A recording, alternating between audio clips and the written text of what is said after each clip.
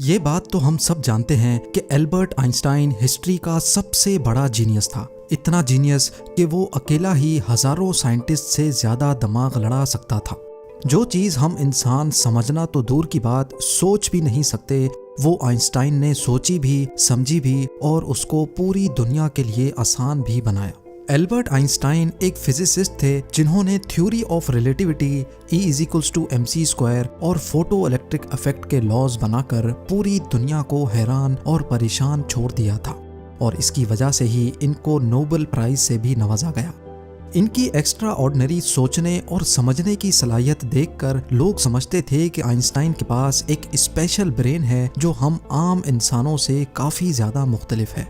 इस बात का खुद आइंस्टाइन को भी अंदाजा था। इसी वजह से वो नहीं चाहते थे कि मरने के बाद इनकी बॉडी के किसी भी हिस्से पर रिसर्च की जाए, बल्कि उन्होंने तो ये इंस्ट्रक्शंस दे रखी थी कि मरने के बाद इनकी बॉडी को जलाकर राख कर दिया जाए।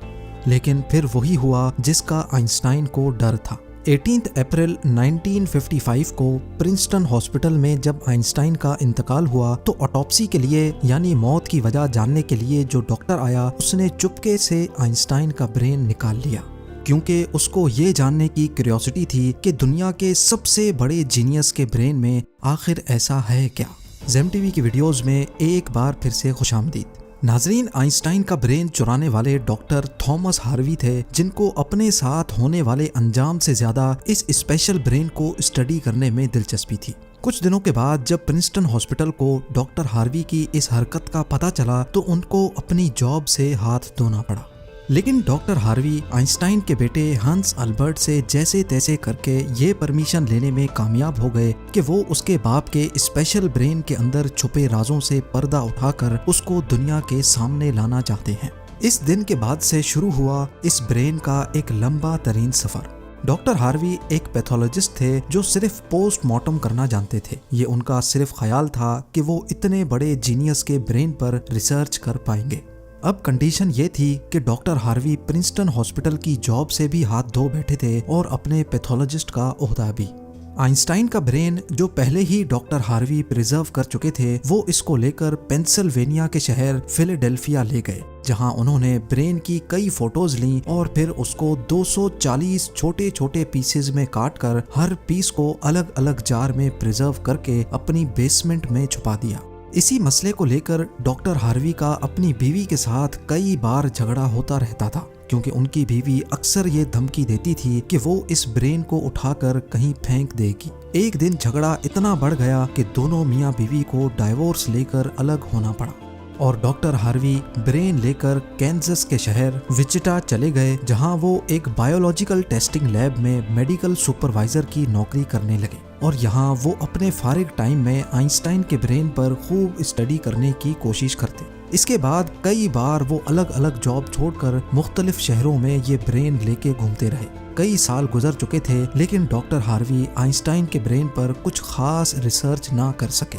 उल्टा उनका मेडिकल लाइसेंस ही कैंसिल कर दिया गया और नौबत यहाँ तक आ गई कि उनको एक प्लास्टिक की फैक्ट्री में जॉब स्टार्ट करनी पड़ी। तभी उन्होंने पहली बार एक अच्छा फैसला किया कि वो इनके ब्रेन के अलग अलग हिस्सों को दुनिया भर के बेस्ट न्यूरोपैथोलॉजिस्ट के पास डिटेल्ड रिसर्च के लिए भेजेंगे। लिहाजा उन्होंने ऐसा ही किया। 1955 में ब्रेन चोरी होने के 30 सालों के बाद यानी 1985 में पहली बार आइंस्टाइन के ब्रेन पर एक स्टडी पब्लिश की गई। इसके बाद अगले 28 सालों तक इस जीनियस ब्रेन पर दुनिया भर के न्यूरोपैथोलॉजिस्ट ने कई स्टडीज पब्लिश की, जिनमें बताया गया कि आइंस्टाइन का ब्रेन आम इंसान के ब्रेन से काफी डिफरेंट था। सबसे बड़ा डिफरेंस ब्रेन के कॉर्पस कैलोसम नामी हिस्से में पाया गया। अब यहाँ ये जानना जरूरी है कि इंसानी ब्रेन दो अलग अलग हिस्सों में डिवाइडेड होता है। इंसान जो भी काम करता है वो ब्रेन के एक हिस्से में पहले प्रोसेस होता है और फिर ब्रेन हमारे जिस्म के उस हिस्से को सिग्नल देता है। लेफ्ट ब्रेन हमारे जिस्म के राइट हिस्सों को कंट्रोल करता है, जबकि राइट ब्रेन हमारे जिस्म के लेफ्ट हिस्से को कंट्रोल करता है। इसके अलावा 90% इंसानों का लेफ्ट ब्रेन बोलने, समझने, मैथमेटिकल कैलकुलेशंस और राइटिंग यानी लिखने के दौरान काम करता है, जबकि राइट ब्रेन के पास क्रिएटिविटी, शेप्स को पहचानने, आर्ट और म्यूजिकल स्किल्स की जिम्मेदारी होती है। अब आप भी ये सोच रहे होंगे कि इस सब में कॉर्पस कैलोसम का क्या काम है। फर्ज कर लें कि आप कीबोर्ड पर टाइपिंग कर रहे हैं या फिर मोबाइल फोन पर। इस दौरान हमारे दोनों हाथ टाइपिंग करने में बिजी हैं। कुछ अल्फाबेट्स हमारा सीधा हाथ टाइप कर रहा है तो कुछ उल्टा हाथ। टाइपिंग के दौरान आपके लेफ्ट हैंड से एक मिस्टेक हुई तो आपने फौरन अपना राइट हैंड इस्तेमाल करके उस मिस्टेक को इरेज किया। तो इसका मतलब ये हुआ कि जब हमारे राइट ब्रेन से मिस्टेक हुई तो उसने लेफ्ट ब्रेन को फौरन सिग्नल देकर वो मिस्टेक ठीक करवाई। ब्रेन के दोनों हिस्से आपस में जिस चीज के थ्रू कम्युनिकेट करते हैं उसको कॉर्पस कैलोसम कहा जाता है। और आइंस्टाइन का कॉर्पस कैलोसम आम इंसानों के मुकाबले में कुछ ज्यादा ही बड़ा था, यानी उनका लेफ्ट और राइट ब्रेन का आपस में बहुत स्ट्रॉन्ग कनेक्शन था, जिसकी वजह से आइंस्टाइन एक ही वक्त में काफी कॉम्प्लेक्स प्रॉब्लम्स और सिचुएशंस को इमेजिन कर सकते थे। कॉर्पस कैलोसम के बड़े होने के अलावा आइंस्टाइन के ब्रेन का पैटर्न भी आम इंसानों से काफी मुख्तलिफ था और रिसर्चर्स का मानना है कि इसकी वजह से ब्रेन में न्यूरॉन्स का फ्लो काफी बेहतर था। न्यूरॉन्स के अच्छे फ्लो होने का मतलब है कि इनकी मैथमेटिकल कैलकुलेशंस की पावर काफी ज्यादा स्ट्रॉन्ग थी। Albert Einstein complex mathematical problems को बगैर पेन और पेपर के अपने दिमाग की मदद से ही सॉल्व करने की काबिलियत रखते थे। न्यूरॉन्स ज्यादा होने की एक और वजह भी रिसर्च पेपर्स में बताई गई। जब आइंस्टाइन के ब्रेन का वजन किया गया तो उसका वजन 1230 ग्राम था, जबकि आम इंसानों का 1400 ग्राम होता है। रिसर्चर्स का मानना है कि इनके ब्रेन की लाइनिंग काफी पतली थी, जिसकी वजह से इनमें ज्यादा न्यूरॉन्स पाए जाते थे। लेकिन सबसे बड़ा सवाल अभी भी वही था कि क्या आइंस्टाइन ऐसे स्पेशल ब्रेन के साथ पैदा हुए थे या इनके पैदा होने के बाद इसमें चेंजेस आई। जांच के बाद मालूम पड़ा कि एल्बर्ट आइंस्टाइन जब पैदा हुए थे तो वो पूरे 5 सालों तक बोल नहीं सकते थे, जबकि दूसरे बच्चे 2 या 3 साल की उम्र में बोलना शुरू कर देते हैं।